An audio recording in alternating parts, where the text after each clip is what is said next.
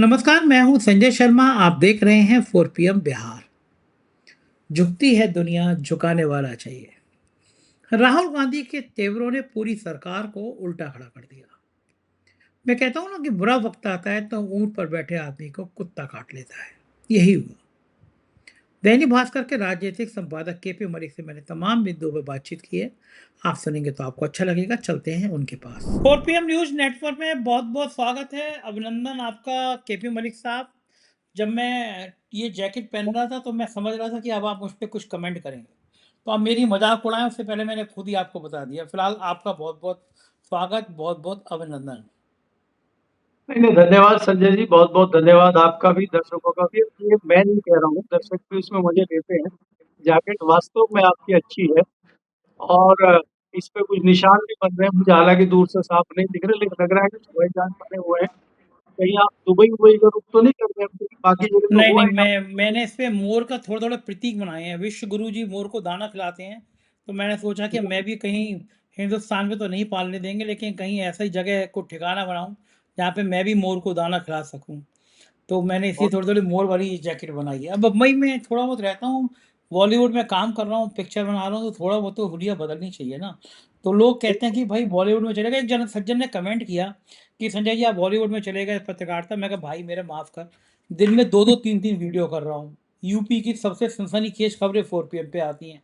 80 लोगों की टीम है मेरे पास, दिन भर रिसर्च करते हैं। मैं दिन भर ट्विटर पे, फेसबुक पे जुड़ा रहता हूँ। आज 2 घंटे मैं मीटिंग कर रहा था बॉलीवुड के लेके, पिक्चर अपनी साहिया को लेकर, क्योंकि सेंसर बोर्ड ने पास नहीं किया, तो हम लोग कोर्ट वोर्ट का प्लान कर रहे थे कि अदालत में जाएँ अपनी पिक्चर को रिलीज़ कराने के लिए। तब भी मैं वो खबरें देख रहा था कि क्या चल रही है। तो भाई मैं खबर मेरे प्राण वायु हैं। उत्तर प्रदेश की राजनीति, देश की राजनीति मेरी आत्मा है, इसलिए मैं उनसे दूर नहीं जा सकता। मैं बॉलीवुड में काम करूँ, मैं हॉलीवुड में काम करूँ, टॉलीवुड में काम करूँ। और मलिक साहब, मतलब घमंड नहीं कर रहा, लेकिन मैं फुल टाइम पत्रकारिता करता हूँ। प्राथमिकता गाने वही लिखता है। हूँ, गाने गाने लिखता हूँ, एक्टिंग करता हूँ, डायरेक्टर हूँ, प्रोड्यूसर हूँ। मैं मतलब मुझे लगता है कि जितने काम मैं कर सकता हूँ ना जीवन में, उतने काम करते रहने चाहिए। इसलिए काम मैं मोदी जी से कम नहीं करता हूँ। कोई कितना भी कह ले, 17 घंटे तो काम मैं भी करता हूँ, है ना। नहीं, काम लेकिन आज आजकल काम राहुल गांधी कर रहे हैं, मोदी जी कम कर रहे हैं आजकल। आजकल मोदी जी इसलिए कम कर रहे हैं कि राहुल गांधी ने धुआं निकाल दिया। आज भाई हैट्स ऑफ। आज जो राहुल गांधी ने करके दिखा दिया, वो गोदी मीडिया की मजबूरी हो गई। दिन भर अब चैनल पर राहुल गांधी चल रहे हैं। इनको समझ में आ गया कि जैन जी ने जिस तरह इनके रिपोर्टरों को दौड़ाया, पीटा, कपड़े फाड़े, अब अगर राहुल गांधी को ओवरलुक किया तो इनकी बैंड बज जाएगी। और रॉबिन हुड स्टाइल में राहुल गांधी ने एक लाइन में सिर्फ झुकती है दुनिया, झुकाने वाला चाहिए। राहुल गांधी जिस तरह तेवरों के संग थाने में घुसे और कहा एफआईआर तो लिखोगे, कपकपी अमित शाह की चढ़ गई। और मैं फिर कहता हूं मलिक साहब, आप मुस्कुराएंगे, जब समय खराब चल रहा होता है तो ऊंट पर बैठे आदमी को कुत्ता काट लेता है। अमित शाह जी को तो कुत्ते ने काट लिया। राहुल गांधी के तेवरों से अमित शाह की दिल्ली पुलिस की कपकपी चढ़ गई। 8 घंटे मशक्कत पड़ी, लेकिन एफआईआर करनी पड़ी। जो अमित शाह पार्लियामेंट से भाग रहे थे, जो बयान नहीं दे रहे थे कि गोली चली, आखिर में एक एफआईआर दर्ज हो ही गई। सुप्रीम कोर्ट कहता है कि व्हाट्सएप कर दीजिए, मेल कर दीजिए, एफआईआर दर्ज हो जाएगी। लेकिन नेता प्रतिपक्ष को थाने में जम के बैठना पड़ा, कहना पड़ा अगर एफआईआर नहीं होगे तो मामला आर या पार। तब एफआईआर हुई। राहुल गांधी के इन तेवरों ने विपक्ष में जान डाल दी। और मुझे कहने में कोई संकोच नहीं है कि बहुत जल्दी इंडिया गठबंधन को अब राहुल गांधी को ही संयोजक बना देना चाहिए। राहुल गांधी का जो जज्बा है, जो हौसला है, जो नौजवानों के संग लड़ाई लड़ने की ताकत है, उसने अब नौजवानों के बीच भी राहुल गांधी को अपना दीवाना बना दिया है। अकेला बंदा वो है जिसको पप्पू साबित करने में हजारों करोड़ रुपए खर्च हो गए, लेकिन राहुल गांधी ने दिखा दिया कि मोदी और शाह को पसीने कैसे छुड़ाए जाते हैं, पानी कैसे पिलाया जाता है। पूरे घटनाक्रम पे, चूंकि आप दिल्ली के बहुत करीब हैं और आप, मैं तो बॉम्बे में हूँ लेकिन आप दिल्ली में इस पूरे घटनाक्रम को आज दिन भर बहुत करीब से देखते रहे, तो मुझे बताइए, किसी ने सोचा था कि नेता प्रतिपक्ष जाएगा और इन तेवरों के साथ जाएगा कि सरकार के पसीने छूट जाएंगे। नहीं, देखिए संजय जी, इसमें 2-3 चीजें हैं। पहली बात तो ये है कि जिस प्रकार से पुलिस की बात आप कर रहे हैं कि भाई पुलिस एफआईआर नहीं करती है, आसानी से बड़ी मशक्कत करनी पड़ती है। राहुल गांधी जैसे विपक्ष के नेता को 8 घंटे लग गए, जो पार्लियामेंट के चंद कदमों की दूरी पे है, इतना बड़ा थाना है, उसमें करने के लिए। तो गाँव में क्या होता होगा, ये उन्होंने खुद कहा। और कमाल की बात ये है कि एक-एक चीज़ की फुटेज, एक-एक चीज़ का वीडियो, एक-एक चीज़ के फ़ोटो उन्होंने डाले। और हम ये कहते हैं कि भई पुलिस इतनी आसानी से एफआईआर न करती, यहाँ भी हमें गलत ठहराते हैं भाई। अरे जंतर-मंतर की एक लड़की थी, तो उसकी एफआईआर दिल्ली में नहीं, ज़ीरो एफआईआर नोएडा पुलिस ने उसकी खटाक से कर ली। आप यूपी पुलिस को ऐसे ही भूल जा रहे हैं, कितनी तेज है यूपी पुलिस, नहीं देख रहे हैं आप?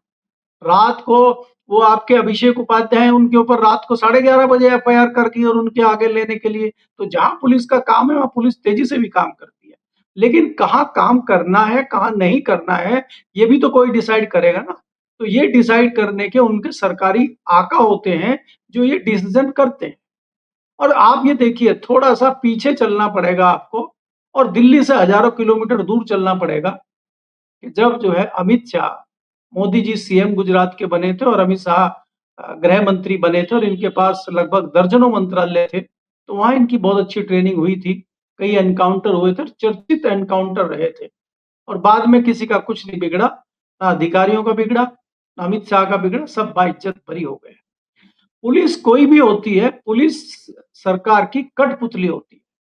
जो भी सियासी दल होगा उसकी कठपुतली पुलिस होती है, उसी को बचाने का, उसी को आगे ले जाने का, उसी का सारा काम करती है।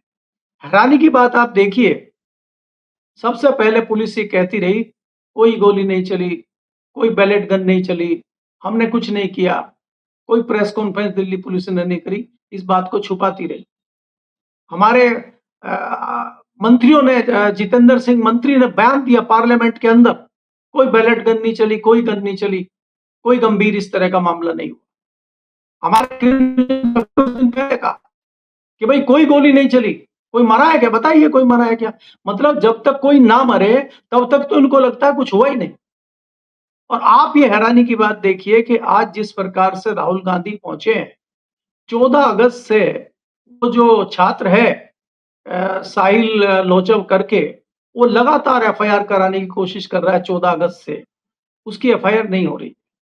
और एक एफआईआर, जीरो एफआईआर वो उस बालिका पे हो जाती है और उसको कहा जाता है कि इन्होंने मोदी जी के खिलाफ अपशब्द कहे, उस पर जीरो एफआईआर तुरंत हो गई, उसको कहीं नहीं जाना पड़ा। बैठे-बिठाए नोएडा पुलिस ने कर दी। और यहाँ ये रोज थाने में जा रहा है, मेरी एफआईआर करो, इसकी एफआईआर नहीं हो रही है। और आज जब राहुल गांधी पहुंचे हैं, देखिए पुलिस का करिश्मा, पुलिस कहती है साहब ये कोर्ट के विचाराधीन है और कोर्ट ने कमेटी बना दी है। अरे कोर्ट ने तो कल ही तो कमेटी बनाई है, ये तो 14 से घूम रहा है, ये तो 1 महीना पुराना मामला है। तो आप ये देखिए कि पुलिस का व्यवहार क्या है और सरकार का व्यवहार क्या है। दूसरी बात ये है कि जो पर्दा एक ले लिया था, जिस पर्दे के पीछे छुप गए थे अमित शाह, वंदे मातरम नामक पर्दा, आज वो पर्दा भी हट गया। अब वंदे मातरम का पर्दा ज्यादा दिन चल नहीं रहा है क्योंकि राहुल गांधी छात्रों की जो ये गूंज है, इस गूंज को गुंजायमान रख रहे हैं।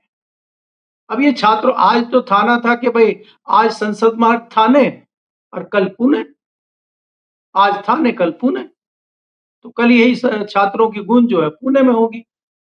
तो राहुल गांधी ने जिस प्रकार से घुमाया है और ये अमित शाह जी की जो पूंछ उनके हाथ में आ गई है, जो कमजोरी उनके हाथ में आ गई है, राहुल गांधी उसका मजा ले रहे हैं। आप ये देखिए कितना इजी सारी चीजें, सारे विजुअल हैं, हमने दिन भर उसी को फॉलो किया चीजों को। कई सारे चैनलों को मजबूर होकर राहुल गांधी को, कांग्रेस के तमाम नेताओं को जो उनके साथ गए थे, प्रियंका गांधी थी वहां पे, बहुत सारे दूसरे नेता थे कांग्रेस के, सबको कवर करना पड़ा, दिखाना पड़ा और भीड़ को जगह-जगह रोक दिया गया संजय जी। राहुल गांधी ने जो पैंतरा शुरू किया है कि खबरें लीक ना हो जाए, कुछ पता ना लग जाए, ये दूसरी घटना है राहुल गांधी की। पहली घटना प्रधानमंत्री के घर के बाहर पहुंच गए थे, एकाकी और बैठ गए थे वहां जाके धरना शुरू। उसके बाद आज उसी पैटर्न पे ये हुआ कि ये संसद मार्ग थाने पहुंच गए, जबकि एफआईआर कराने ईमानदारी से, आराम से मंदिर मार्ग थाने गए थे और वहां मंदिर मार्ग के एसएचओ ने कहा कि साहब नहीं, अभी हम नहीं कर सकते, ऊपर से आदेश है, फलाना है, आप डीसीपी के पास चले जाइए। तो डीसीपी का ऑफिस संसद मार्ग थाने में है, तो ये डीसीपी के ऑफिस गए और वहां पे भी इनका यही हुआ कि नहीं साहब, ऊपर से आदेश नहीं है, अभी ये है वो है। और आप हैरानी की बात देखिए कि आप 7 साढ़े 7 घंटे के बाद एफआईआर करते हैं मतलब पूरा दिन आपने जो है राहुल गांधी को दे दिया पूरे मीडिया पे दिखाने के लिए, और कई चैनल को मजबूरी में दिखाना पड़ा कि साहब सब दिखा रहे हैं, हमें भी दिखाना पड़ेगा। और जो सोशल मीडिया है, जो यूट्यूब मीडिया है, जो यूट्यूबर है, उस पर तो छाए हुए हैं। और बहुत सारे लोगों को मेहनत भी नहीं करनी पड़ी, क्योंकि वीडियो भी उपलब्ध करा दिया राहुल गांधी ने, डिटेल भी उपलब्ध करा दी, सबको एफआईआर की कॉपी भी भेज दी, सब ट्विटर पर उपलब्ध है, लीजिए चलाइए धड़ाधड़। कोई ये नहीं भी आप पे केस नहीं ठोकेगा कि हमारी फुटेज चला ली, हमारा फोटो ले लिया, हमारे एक्स से ले लीजिए आप। सब चीज आपको उपलब्ध करा दी। तो मजबूरी में चैनलों को भी उतरना पड़ा और उनको भी लीपापोती करनी पड़ी। अब संजय जी, बात यह है कि जो आप सारी चीजों से बच निकले थे, चाहे वो राम मंदिर का मुद्दा हो, चाहे ये मानसून सेशन का मुद्दा हो, सारे चीजों से बचते बचाते जो वंदे मातरम का आपने पर्दा लगा लिया था, वो पर्दा भी छिन-भिन हो गया। अब वंदे मातरम पे लोगों का ध्यान नहीं है। लोग कह रहे हैं स्कूल बंद कर रहे हैं। आप चीनी महँगी हो रही है। चीनी ₹50 की थी, ₹65 की हो गई, 30% रेट बढ़ गए एकाएक कुछ दिनों में। इस पे आप कोई बात नहीं कर रहे हैं। ये वंदे मातरम की धुन लगा के बैठे हैं आप। वंदे मातरम तो 1 महीने बाद भी हो जाएगा। वंदे मातरम की याद आपको 12 साल से नहीं आई। एकाएक क्यों वंदे मातरम की याद आ रही है? ये आप एथनॉल लेके आए थे और आप ₹15-20 लीटर पेट्रोल दे रहे थे। पेट्रोल ₹100 के ऊपर बिक रहा है। ये क्या चल रहा है देश में? अब आपने चीनी का आयात खोल दिया, मजाक देखिए। अब आपने चीनी का आयात खोल दिया, रो शुगर बाहर से आएगी, तो रिफाइनरी है रो की, रो शुगर की जो रिफाइनरी है वो रिफाइंड करके बढ़िया चीनी बना के दे धड़ाधड़ फिर बेचेंगे पूंजीपति। किसान को पैसा नहीं मिल रहा है, उपभोक्ता को चीनी महंगी लेनी पड़ रही है और बीच में माल कोई और पेल रहा है। ये भारतीय जनता पार्टी का काम चल रहा है। और नेता तो आज देखा आपने, भारतीय जनता पार्टी के तमाम विद्वान नेता आ गए बचाव में। सबसे पहले गिरिराज सिंह जी आए, रविशंकर जी आ गए। उसके बाद नड्डा जी ने कहा कि ये जो है फुटेज खाने के चक्कर में राहुल गांधी आ गए। फुटेज बता रहे हैं कि खा रहे हैं वो। मैंने भूखे हैं वो फुटेज के, खा रहे हैं इसलिए। तो इसलिए मैं कह रहा हूं कि अभी जो है हालत खराब है, भारतीय जनता पार्टी की सरकार की हालत खराब है और उसको समझ नहीं आ रहा है कि किया क्या जाए। तो परिस्थितियां बहुत गंभीर हैं अभी। अभी तो कल वो पूना जा रहे हैं, देखिए पूना में क्या नया होता है। दूसरी एक छोटी सी घटना यहाँ पे ये भी है संजय जी, ये जो एक वो शायद अभिषेक रंका है उनका नाम, या क्या आशुतोष रंका, जो कॉकरोच पार्टी के हैं, वो लगातार, क्योंकि राजस्थान के रहने वाले हैं, तो जयपुर के आसपास स्कूलों में जा रहे हैं। वहां जो उनके ऊपर हमला कर दिया, कहा शिक्षा मंत्री के आदेश है आप घुस नहीं सकते। पता चला वो स्कूल है ही नहीं, वो वैकल्पिक स्कूल चल रहा है तबेले में। वहां टीन पड़ी हुई है, टीन के बच्चों को पढ़ा रहे हैं। और वहां पे उन्होंने जिस तरह से आरोप लगाया है कि जो स्थानीय विधायक है उसके गुंडों ने आके इनकी पिटाई कर दी। ये हाल चल रहा है देश में। वो कह रहे हैं कि आप वहां तेलंगाना क्यों नहीं जाते, आप झारखंड क्यों नहीं जाते? बोला भाई मैं राजस्थान का हूँ, मैं जयपुर में रहता हूँ, पहले अपना घर तो ठीक कर लूँ मैं, उसके बाद चला जाऊँगा वहाँ। हम तो गए थे बाकी जगह भी। तो ये हाल है कि ये इस स्तर पे सरकार उतर आई है और सरकार नए-नए आदेश जारी कर रहे हैं। हमारे यहाँ यूपी में भी आदेश जारी हो गए। हमारे यहाँ शामली से भी आज कुछ खबरें आई हैं कि कुछ लोग जाना चाह रहे थे, लेकिन उनको स्कूल के अंदर घुसने नहीं दिया गया। मोबाइल अलाउ नहीं है, कैमरा अलाउ नहीं है। ऐसे इंक्वायरी हो रही है जैसे कि आप किसी बहुत संदिग्ध जगह में घुस रहे हैं और यहाँ आप इतनी आसानी से नहीं जा सकते। मुझे लग रहा है इतनी सख्ती तो होम मिनिस्ट्री में जाने में नहीं है, जितनी आजकल स्कूलों में हो गई है। जी। मलिक साहब, राहुल गांधी के इस नए अवतार का इंडिया गठबंधन पर क्या असर पड़ेगा? ममता बनर्जी, अखिलेश यादव, केजरीवाल तो पंजाब के चुनाव के साथ नहीं आएंगे। साउथ के बाकी लीडर्स, क्या राहुल गांधी की लीडरशिप को अब सब मानने को तैयार होंगे?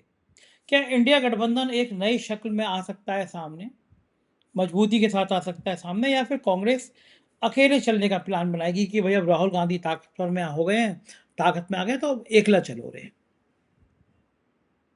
देखिए संजय जी, अगर लोकसभा चुनाव के हिसाब से आप देखते हैं, दिल्ली के हिसाब से आप देखते हैं, इसमें कोई दो राय नहीं है कि गांधी ने पॉलिटिकली बहुत गेन किया है।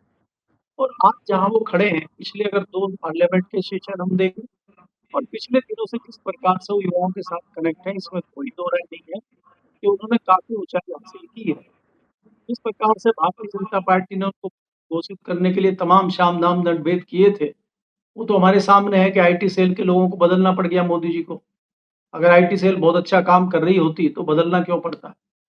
तो राहुल गांधी जिस रास्ते पे चल रहे हैं अभी, मुझे लगता है कि अब इंडिया गठबंधन में किसी को कोई ऐतराज नहीं होगा, उनको अपना नेता मानने में। क्योंकि जो क्षेत्रीय छत्रप हैं, जो क्षेत्रीय पार्टियाँ हैं, अगर वो लड़ेंगी, उनको वैसे भी खत्म होना है। आप हश्र देखिए, चाहे वो लालू की पार्टी हो बिहार में, चाहे वो वेस्ट बंगाल में ममता की पार्टी हो, चाहे बाकी आप कहीं भी आप देखेंगे पार्टियाँ, चाहे शिवसेना महाराष्ट्र में हो, चाहे पंजाब में हो, तो बाकी जगह जिस प्रकार से सारी राजनीतिक दल खत्म हुए हैं, अगर उनको बचना है, उनको अपना अस्तित्व बचाना है, तो उनको कांग्रेस की छतरी के नीचे आना होगा। अन्यथा समाप्त वो भी होंगे। तो अगर बात करते हैं जो आगामी हमें चुनाव सिर के ऊपर खड़े हुए हैं, सबसे बड़ा स्टेट उत्तर प्रदेश है। हालाँकि चुनाव तो उत्तराखंड में भी है, चुनाव तो पंजाब में भी है, चुनाव और कई राज्यों में है। लेकिन महत्वपूर्ण तरीके से अगर हम उत्तर प्रदेश में बात करें, अगर अखिलेश यादव कांग्रेस के साथ मिलकर नहीं चलते हैं, तो अखिलेश यादव को भी उत्तर प्रदेश में भारतीय जनता पार्टी नुकसान पहुँचाने की कोशिश करेगी। लेकिन अब बात ये है कि भारतीय जनता पार्टी कितनी मजबूती के साथ खड़ी है, भारतीय जनता पार्टी में कितना दम बचता है, अभी तो ये भी देखना बाकी है। क्योंकि हमें ये नहीं भूलना चाहिए कि यूपी और दिल्ली में जो तल्खी चल रही है, बाबा में, गुजरात लोबी में जो तल्खी चल रही है, वो भी तो भारतीय जनता पार्टी का पतन कर रही है। क्या भारतीय जनता पार्टी उतनी मजबूत है, जितनी वो बिहार चुनाव के दौरान थी, जितनी वो वेस्ट बंगाल के चुनाव के दौरान थी? इतनी मजबूत भारतीय जनता पार्टी आज के परिप्रेक्ष्य में है, हमें ये भी देखना होगा। क्योंकि भारतीय जनता पार्टी में जिस प्रकार से आपसी मतभेद, आपसी लड़ाइयाँ खुल के सामने आ रही हैं, अब ये कोई छोटा मामला नहीं है।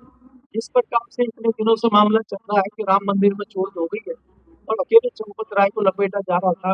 अब चंपत राय की किताब खोल दी है। चंपत राय जी ने कह दिया कि असली क्रांतिकारी हम नहीं है, असली क्रांतिकारी लपेट मिश्रा जी है। लपेट मिश्रा जी कह रहे हैं कि ऐसा नहीं है, वो चंपत राय जी है। तो अब ये किसको फायदा पहुंचाएगा? क्या ये लड़ाई, क्या ये अंदरूनी मतभेद भारतीय जनता पार्टी को फायदा करेंगे या नुकसान करेंगे? तो इस तरह की चीजें भी आपको बहुत सारी दिखाई देनी पड़ेगी। और लेकिन आपने जो सवाल किया है कि राहुल गांधी को अब क्षेत्रीय छत्रपों को नेता मानना ही पड़ेगा और इंडिया इंडिया गठबंधन मजबूती के साथ अगर आता है तो उसका नेतृत्व राहुल गांधी करेंगे। दूसरी बात ये है संजय जी कि जिस प्रकार से अमित शाह लगातार साउथ के राज्यों में घूम रहे हैं, चाहे वो महाराष्ट्र हो, चाहे वो तमिलनाडु हो, चाहे वो आंध्र प्रदेश हो और कई प्रदेशों में घूम रहे हैं। अभी भी वो किसी तरह से नए परिसीमन के लिए लगे हुए थे। लेकिन अभी चर्चा ये है कि अभी सरकार जो है, क्योंकि थोड़े बिदके-बिदके नज़र आ रहे हैं चंद्रबाबू नायडू भी, क्योंकि चंद्रबाबू नायडू के यहाँ भी कॉकरोच हैं, बड़ी मात्रा में वहाँ कॉकरोच हैं, वहाँ भी स्कूलों की हालत खराब है। दूसरा ये है कि परिसीमन के मामले पर भी रुख साफ नहीं किया है चंद्रबाबू नायडू ने, तो उनको एक खतरा नज़र आ रहा है, तो थोड़े बचते नज़र आ रहे हैं। तो ऐसी परिस्थिति में भारतीय जनता पार्टी के पास सरकार बचाने के लिए अपने पूरे नंबर होने चाहिए, तो उन्होंने डीएमके पे डोरे डालने शुरू कर दिए। और दिल्ली में चर्चा ये है कि नई सरकार अगर बनती है, सरकार में परिवर्तन होता है, नया रिशफल होता है, तो उसमें कुछ डीएमके लोगों को मंत्री बनाया जा सकता है। और सवाल फिर हमारा वही रहेगा कि जिन पे आप 2012, 13, 14 में आरोप लगा रहे थे, ए राजा और कनिमोझी को लेकर सड़कों पे उतरी हुई थी भारतीय जनता पार्टी, अब वही मंत्री बनकर शोभा बढ़ा रहे होंगे और उन्हीं के गले में माला पहना रहे होंगे मोदी जी और अमित शाह जी। और भारतीय जनता पार्टी के लोग उन्हीं के लिए नारे लगा रहे होंगे, जिनको अभी तक चोर बता रहे थे। तो ये भी हमें देखना बाकी है कि रिशफल में कहीं ऐसा ना हो कि ये भी तस्वीर बदल जाए। क्योंकि लगातार अमित शाह की कोशिश है कि पार्टी को बहुमत के करीब बनाए रखा जाए। कहीं ऐसा ना हो कि एलाइज़ बिदक जाएँ, क्योंकि कई एलाइज़ जो है मौके की तलाश में हैं। उनको लग रहा है क्योंकि अंदर भी धीरे-धीरे मतभेद बढ़ रहे हैं, जिस प्रकार से आपके सामने उदाहरण है चंपत राय और नपेंद्र मिश्रा जी का। जी। बिल्कुल ठीक कह रहे हैं। और इधर योगी योगी जी कहते फिर रहे हैं यूपी में राम राज आ गया, बदमाश भाग गए, अपराधी भयमुक्त हो गया प्रदेश, ऐसे लंबे लंबे डायलॉग, फर्जी फर्जी डायलॉग। हालत ये है कि अपने नेताओं के लिए बुलेट प्रूफ जैकेटें खरीदी गई हैं, 52 बुलेट प्रूफ जैकेट खरीदी गई हैं मंत्रियों को और नेताओं को। कई नेताओं तो ऐसे हैं जिन्हें जेड जेड प्लस दिया गया है, खुद गुंडे हैं, उनके लिए बुलेट प्रूफ जैकेट, लाखों रुपए की बुलेट प्रूफ जैकेट पहन के योगी सरकार के नेता घूमेंगे। आप सोचो, ये अपने नेताओं की सुरक्षा नहीं कर पा रहे, उन्हें बुलेट प्रूफ जैकेटों में घुसा रहे हैं, घुमा रहे हैं, ये आम आदमी की तो क्या ही रक्षा करेंगे। डायलॉग मंच पे योगी आदित्यनाथ के ऐसे बड़े-बड़े लंबे-लंबे होते हैं, ऐसी फर्जी कहानियाँ होती हैं कि जाने क्या कर बैठेंगे। हिम्मत इतनी कि एक पत्रकार सच बोल रहा है अभिषेक उपाध्याय तो रात को आधी रात को उसके घर पहुँच जाओ। ये जो बुलेट प्रूफ जैकेट पहना के अपने नेताओं को घुमाएँगे गली-गली, मोहल्ले-मोहल्ले, तो जनता नहीं पूछेगी भैया तुम्हारे नेता इतने इम्पोर्टेंट और हमारी जान की कोई कीमत नहीं। ये बुलेट प्रूफ जैकेट क्यों डर क्यों लग रहा है नेताओं को? एक जैन जी ने सड़क पर आके अंडे-वंडे भी नहीं फेंके अभी, मैं चाहता भी नहीं कोई अंडे टमाटर फेंके, लेकिन बिना कुछ फेंके-फेंके नेता बुलेट प्रूफ जैकेट में आ गए। क्या गजब हैं जैन जी भाई, जैन अल्फा। इनके डर के मारे योगी के नेता बुलेट प्रूफ जैकेट में घूमेंगे। कुछ दिनों बाद साड़ी और जैसे रामदेव भागे थे, कहीं जैन जी के चक्कर में घर से निकले मंत्री जी साड़ी शलवार में निकले, ऊपर घूंघट काट के कैबिनेट की मीटिंग में जा रहे हैं। ये तो गजब नौटंकी हो रही है उत्तर प्रदेश में, इनकी हवा ही खराब हो गई। ये क्या राजनीति करेंगे चुनाव से पहले? इनको लग रहा है जनता दौड़ा-दौड़ा के पीटे ना कहीं, तो बुलेट प्रूफ जैकेट बचा लेगी क्या? क्यों ये बेवकूफ़ी का ख़्याल आया होगा? नहीं संजय जी, देखिए अभी तो आप आधा आइडिया दे रहे हैं कि बुलेट प्रूफ जैकेट आ रही है।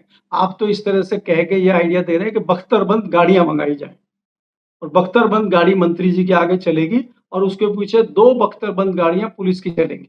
तो ये तो आप मोटा खर्चा जो है उपभोक्ता के लिए बता रहे हैं, जो आयकर दाता है उनके ऊपर और कर्जा आप रखने की बात कर रहे हैं। देखिए उत्तर प्रदेश सरकार के पास वैसे ही पैसा नहीं है, सड़क नहीं बनवा पा रही है, सड़कें टूटी हुई हैं, गन्ना किसान का पेमेंट सरकारी मिलें भी नहीं कर पा रही हैं, प्राइवेट तो नहीं कर रही हैं। दूसरा क्या स्कूलों को देने के लिए पैसा नहीं है सरकार के पास। अब सरकार जो है महिलाओं के खाते में 50,000 डाले कि बख्तरबंद गाड़ियाँ खरीदे। अब इसी पर मंथन चल रहा है। तो ये तो बख्तरबंद गाड़ियाँ खरीदनी पड़ेंगी अगर मंत्रियों को भेजना है। आप तो ये उत्तर प्रदेश के मंत्रियों की बात कर रहे हैं, आपको शायद केंद्र के मंत्रियों का नहीं पता है। केंद्र के मंत्रियों को आदेश दिया है कि भाई साहब आप जो है आईआईटी में जाइए और वहाँ पे जेनज़ीज़ को, युवाओं को थोड़ा भरमाइए आप। अब आप देखिए और सपोज़ करिए कि इतने ज्ञानी मंत्री भारतीय जनता पार्टी के इतनी ज्ञानी सांसद हैं, और गिरिराज सिंह जाके यूनिवर्सिटी में और आईआईटी में क्या भाषण दे रहे होंगे आप समझिए, कल्पना कीजिए। स्मृति ईरानी जी जाएँगी किसी आईआईटी में, किसी यूनिवर्सिटी में, वो क्या भाषण देंगी। दूसरे भारतीय जनता पार्टी के जो तमाम दूसरे नेता हैं जब वो जाएँगे, आपके दोस्त जाएँगे गौरव भाटिया जी जाके वहाँ पे क्या जो है संबोधन देंगे। आपको गौरव भाटिया जी को बधाई देनी चाहिए भई, उनको कितने वोट मिले हैं, चुनाव लड़े थे वो, चौथे नंबर पे आए हैं। और जो भारतीय जनता पार्टी का वकीलों का एक परिषद बना हुआ है, उसमें 600-700 वकील भारतीय जनता पार्टी के और संघ के लोग हैं। उन्होंने भी वोट नहीं दिया सोचिए। और ऐसे तमाम वकील हैं जो सेंट्रल गवर्नमेंट के पैनल पे हैं, दिल्ली सरकार के पैनल पे हैं, उन्होंने भी वोट नहीं दिया और वो जीत गए हमारे यूपी वाले प्रदीप राय जी। देखिए, अब बढ़िया आदमी है प्रदीप राय भाई, हमारे मित्र हैं, भाई हैं प्रदीप मैं राय, वही कह जीत रहा गए। हूँ यूपी के आप लोग हुए प्रदीप राय जी, वो जीत गए, उनको रिकॉर्ड वोट मिला है भाई, बहुत अच्छा वोट मिला है और भाटिया जी चौथे नंबर पर पहुँच गए। तो ये तो भारतीय जनता पार्टी की पकड़ है, जिसके यहाँ पे पकड़ नहीं है, तो वो यूपी में क्या करेंगे पकड़ के? तो अब ये इसकी चीज़ें धीरे-धीरे सामने आने लगी हैं। तो आप ये सोचिए कि मंत्री जी बुलेट प्रूफ जैकेट पहन के गाँव के स्कूल में जाके, जब जेन ज़ी को पता लगेगा इन्होंने जैकेट बुलेट प्रूफ पहन रखी है, तो वो हो सकता है अंडा पैर पे मारें या मुँह पे मारें, मुँह पे तो आप जैकेट पहनेंगे नहीं। तो जहाँ जैकेट पहनी हुई है वहाँ नहीं मारेंगे, वो शाही मुँह पे डालेंगे, वो जूते पे डालेंगे, क्योंकि वो तो जेन ज़ी है। और मैं आपको संजय जी पहले भी कहा कि देखिए जैन जी तो फिर भी पकड़ देता है। जो ये जैन जी अल्फा है, अल्फा वाला है, जैन अल्फा, ये ज़्यादा खतरनाक है। ये सीधा दिल पे वार करता है भाई साहब। आप देखिए ये नहीं छोड़ता है, ये ज़्यादा खतरनाक है। तो इसलिए अब जो है बेला चल गई है और सड़क पे युवा और जैन जी उतर गए हैं, इनसे मुकाबला करना आसान नहीं है। और इश्यू ये जेन्युइन इश्यू है संजय जी। देखिए बच्चे क्या माँग रहे हैं आपसे? बच्चे अपने स्कूल को ठीक करने के लिए, शिक्षा को सुधार करने के लिए, उनको शिक्षित करने के लिए, ईमानदारी से एग्ज़ाम करने के लिए, हमारा रिज़ल्ट सही तरीके से आने के लिए यही तो माँग रहे हैं। आप अगर ये भी नहीं दे पा रहे हैं, तो और आप क्या देंगे? क्या देंगे आप इसके अलावा? या यही दे रहे हैं आप क्या? ऐसे लोगों की भी कमी नहीं है जो प्रेस क्लब में आके जो है मोदी जी को भगवान राम के रूप में आके आरती चल रही है। हमें तो खतरा होने लगा, चर्चा प्रेस क्लब में चल रही है कि भाई साहब वो दिन दूर नहीं है जब प्रेस क्लब से लाके लोगों को भगा दिया जाएगा और इसको मोदी जी का मंदिर बना दिया जाएगा। इस तरह की चर्चाएँ दिन भर चली है आज दिल्ली में, कि भाई बिल्कुल साहब ठीक बात आदेश है, का यही यही होने वाला है। और आप ये देखिए मलिक साहब, मैं तो डर गया भैया। देखिए मैंने एक एक बड़ी बढ़िया स्टोरी सुबह 6 बजे लगाई। एक बड़े प्यारे से सज्जन से शरीफ से शख्स है, नाम है टेबरीवाल। दुबई में रहते थे और महादेव ऐप जो सट्टे का लाखों करोड़ का खेल हुआ, उसके मेन मास्टरमाइंड माने जाते थे। ईडी ने जब ये जांच शुरू करी तो उसके ना जाने कितने पन्नों में टेबरीवाल टेबरीवाल टेबरीवाल टेबरीवाल। लेकिन साहब बड़ी चर्चा हुई कि टेबरीवाल के संबंध तो पीएमओ तक जा पहुंचे। मैं फिर कह रहा हूं, मेरे पास कोई प्रमाण नहीं है कि हरेन जोशी उनके दोस्त है या नहीं है। लेकिन फिर इतना बड़ा काम हुआ कि टेबरीवाल का गुरगांव विकास गर्ग जो भाजपा का नेता था उसको गिरफ्तार कर लिया। लोग हैरान कि बीजेपी के सीनियर लीडर का बेटा खुद बीजेपी नेता संयोजक भी है कि उसका वो गिरफ्तार हो गया। 900 साढ़े 900 करोड़ की संपत्ति जब्त हो गई। एक वो रोविन नैना रैना है, उनके भी कुछ खुलासे हुए इसमें कि उन्होंने भी बड़ी शिकायत की थी। केजरीवाल साहब लंदन बैठे हुए हैं। लंदन में उन्होंने बड़ा साम्राज्य खड़ा किया। वकील साहब को वो सुना गया है कि वो 3 करोड़ रुपए महीना देते थे केवल पैरवी में। वो वकील साहब मेहुल चौकसी वॉक्सी की भी वकालत किया करते थे। लंदन गए वो केजरीवाल जी के पास, सुना जाता है। मैफेयर सबसे महंगी जगह है। वहाँ पे वकील साहब का कुछ महिलाओं से सेक्स वैक्स को लेके विवाद हो गया और महिलाओं ने शिकायत कर दी, वकील साहब जेल चले गए। जब मुझे पता चला तो मैंने टेबरीवाल की पड़ताल करी, ईडी के पन्ने आए तो मेरे तो होश वाख्ता हो गए। तब तक साहब सुबह खबर आई, शाम तक टेबरीवाल का नोटिस, लीगल नोटिस आ गया मेरे पास। उससे 1 डेढ़ साल पहले मैंने विकास घर पे स्टोरी की थी। विकास घर ने मुझे मुकदमा कर रखा है, मानहानि का चल रहा है। टेबरीवाल का जैसे ही नोटिस आया, मैंने कुछ लंदन के अपने लिंक एक्टिव किए तो और होश उड़ाने वाले कारनामे सामने आ गए कि टेबरीवाल का बेटा अक्षत अक्षत टेबरीवाल वहाँ के सैकड़ों करोड़ रुपए के निवेश को संचालित कर रहा है। एक क्लब है, कुछ और पेपर मैंने मंगाए हैं क्लब में, अक्षत की प्रॉपर्टी में। लेकिन मेरा बड़ा गंभीर सवाल ये है मलिक साहब, हजारों करोड़ रुपए का आरोपी, ईडी पहले उसका नाम लेती है, बाद की चार्जशीट में नाम गायब हो जाता है, लंदन में बैठ रहा है, यहाँ के वकील जा रहे हैं। लेकिन भारत सरकार भूल गई कि टेबरीवाल नाम का आदमी है, उसका बेटे का अभी भी इंडियन पासपोर्ट है। टेबरीवाल ने भारत का पासपोर्ट छोड़ दिया। लेकिन ऐसे भगोड़ों को, ऐसे बेईमान लोगों को भारत सरकार पहल नहीं कर रही वापस लाने की। तो क्या माना जाए कि वाकई में पीएमओ में कोई आदमी सही में उसकी मदद कर रहा है, या ये सब अफवाहें हैं, आरोप हैं, सच नहीं है? लेकिन केजरीवाल बच कैसे जाता होगा? क्या तंत्र होता होगा ऐसे लोगों के पीछे मलिक साहब? नहीं, देखिए जो जिस प्रकार से आप बात कर रहे हैं टेबरीवाल की, मुझे याद है कि बीच में ईडी में इनका नाम भी आया था। लेकिन बाद में इनका नाम भी गायब हो गया और ये खुद भी गायब हो गए, बाद में कोई चर्चा कहीं हुई नहीं। और ये कोई पहला कारनामा इस सरकार में नहीं है। इसमें आप देखिए, एक व्यक्ति थे गुजरात के, वो कश्मीर में बड़ा पीएमओ का प्रोटोकॉल लेके घूम रहे थे और उनकी एक बार चर्चा हुई, उसके बाद वो गायब हो गए। फिर एक पीएमओ के पास ही संजय शेरपुरिया नाम के थे, वो भी कुछ दिन आए, वो भी गायब हो गए। फिर क्या हुआ, आपने देखा कि पीएमओ में हिरेन जोशी का नाम आया, कुछ दिन चर्चा चली, ये भी हुआ कि भाई वो सट्टा ऐप से जुड़े हुए हैं, इसलिए शायद उनको हटाया गया, लेकिन कोई तथ्य, कुछ चीज़ सामने आई नहीं। दूसरा, हमारे प्रसार भारती के नवनीत सहगल जी थे, उनको भी हटाया गया, उनमें भी चर्चा चली कि उनका बेटा भी कुछ जुड़ा हुआ है, हालाँकि उन्होंने तुरंत सफाई दी। लोगों ने सफाई पे भी कहा कि भई इन्होंने तुरंत सफाई दी है, तो कुछ चोर की दाढ़ी में तिनका लग रहा है। इसके अलावा संजय जी, अगर आप देखेंगे, अभी बिहार में भी एक इस तरह की गिरफ्तारी हुई है और पुलिस ने जिस दिन गिरफ्तारी की है, तमाम चीज़ें दिखाई हैं कि उनका 100 करोड़ का ये है, घर बना हुआ है, गाड़ियाँ हैं, विदेशी गाड़ियाँ हैं। जो एक नई गाड़ी है, भारत में कुल 3-4 गाड़ियाँ हैं, एलन मस्क वाली जो नई गाड़ी है, वो भी उनके वहाँ से पकड़ी गई है। तो ये लोग कौन हैं? सरकार इस पे मुँह क्यों नहीं खोलती है? बात ये है कि अगर सरकार मुँह नहीं खोल रही है इस पे, सरकार मीडिया को जानकारी नहीं दे रही है, सरकार पब्लिक को जानकारी नहीं दे रही है, तो सीधा-सीधा मतलब है कि कहीं न कहीं सरकार का छत्र छाया में ये काम हो रहा है। क्योंकि आप देखेंगे, अगर सरकार की बात करें, पिछले 12 सालों में जितने देश से भगोड़े हैं, किन-किन भगोड़ों को ये वापस लेके आए हैं। ये तो बड़े दावे करते थे सरकार आने से पहले कि हम एक-एक अपराधी को पकड़ के लाएँगे, बाहर से पूरा जो काला धन देश से बाहर गया उसको वापस लाएँगे, 15-15 लाख तो यूँ ही मिल जाएगा लोगों को जैसे देश से बाहर से पैसा आएगा। तो ये तो पुराने जुमलेबाज है संजय जी, हम जुमलों पे ही तो चर्चा कर रहे हैं। जो व्यक्ति पार्लियामेंट में झूठ बोल रहे हैं खड़े होके, ये तो बाहर प्रेस कॉन्फ्रेंस में झूठ बोल देंगे। इन्होंने तो सिस्टम को झूठ बोलना सिखा दिया है।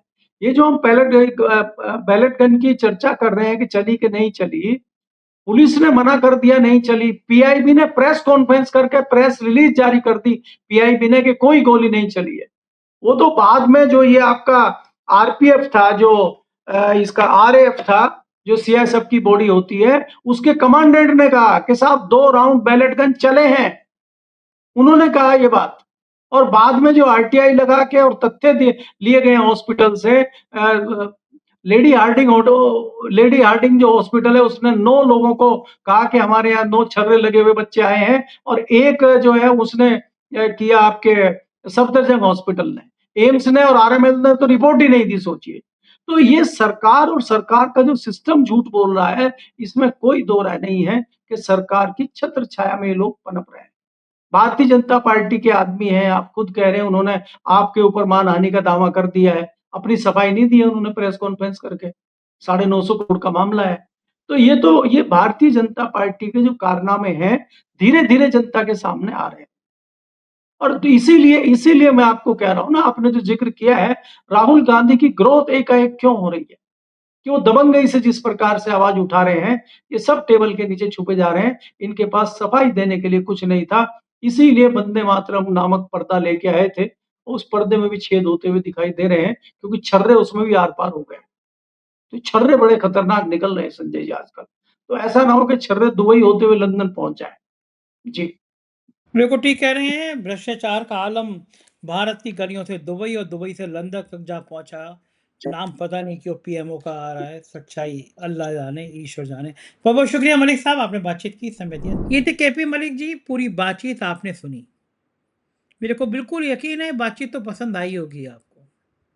सोचिए कि देश की इस व्यवस्था का खुलासा कौन कौन कर रहा है। जो चंद पत्रकार कर रहे हैं उनके पीछे पूरा तंत्र पड़ता है। लेकिन आप साथ दीजिएगा, इतना साथ दीजिएगा, नीचे जॉइन बटन है, उस जॉइन बटन को दबाइएगा। अगर संभव हो सके तो 200 रुपये की हमारी आर्थिक सहायता कीजिएगा। आपकी छोटी सी आर्थिक सहायता हमारे लिए बहुत बड़ा साधन बनेगी। शुक्रिया, थैंक यू।